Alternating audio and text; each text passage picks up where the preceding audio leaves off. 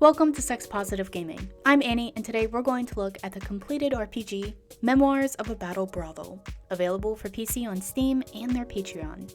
When I first heard about Memoirs of a Battle Brothel, I was really excited. A pixel-style cyberpunk game in a world being torn apart by civil war, crime syndicates, and doomsday cults. I bought this game as soon as it came out on Steam, and it took me weeks to play through the various paths and endings, and I had a great time. That led me to ask myself, why isn't this game more popular? I had so much fun navigating my way through working for the various factions. In some cases, I was working them against each other like I was in Yojimbo or A Fistful of Dollars. There are definitely a lot of Shadowrun and Skyrim influences. And I'm pretty sure that the Stormbreakers are just basically futuristic Stormcloaks. They even have the same genocidal mojo. As you play through the game, you will pick one of 8 different origin stories, each with its own benefits and impacts on the plotline. Your stats and abilities will dictate the choices you can make in-game, as well as shaping your interactions with various romanceable characters. The game is broken into 3 acts with multiple endings, and there's great replay value, but I don't want to spoil anything. Graphically, this is where the game gets tricky. All of the sexual interactions have an animated pixel art version with sounds, with some of them also having animated DAZ versions. There's also 2D art for most of the characters, but honestly, these combinations make the game feel a little rushed or unfinished.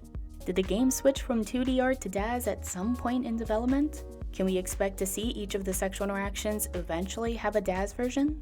I have no idea. This is really a shame because the story and gameplay are fantastic, and the music is great. There is so much to do in exploring this open world environment, and I really enjoyed the combination of magic and technology in the gameplay and the world building. Not quite Arcanum good, but then what is? Flavor-wise, this is a high fantasy meets cyberpunk story where the sexual interactions are almost completely optional. Those choices include gay, lesbian, group, exhibitionism, management, and power exchange. As you pursue different characters, you are able to decide if you want to have a monogamous relationship, a shared relationship, or the industry standard harem experience. Not every character will give you that option, and you will need to make some hard decisions depending on the choices you want to make. Spoilers. What you really won't find is your romanceable characters sexually interacting with characters outside of the relationship. In a game about running a brothel? I mean, sure, I guess it's implied, but it seems really weird and immersion breaking. Don't get me wrong, I totally understand that there are many people who want their character to be able to hoard waifus like some kind of dragon, but the title of this game gives a very specific flavor impression that is not reflected in the actual gameplay.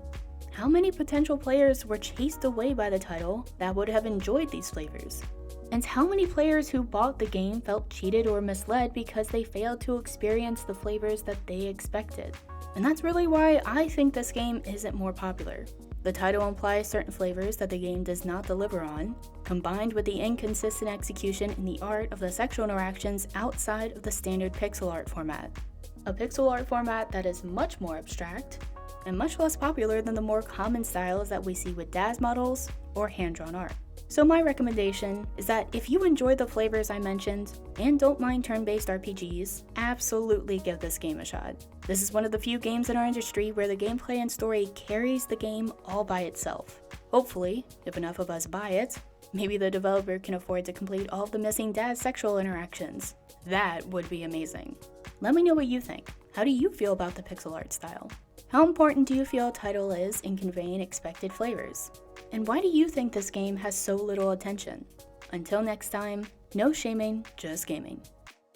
Thanks to all this month's support on Patreon. I wouldn't have been able to do this without you all.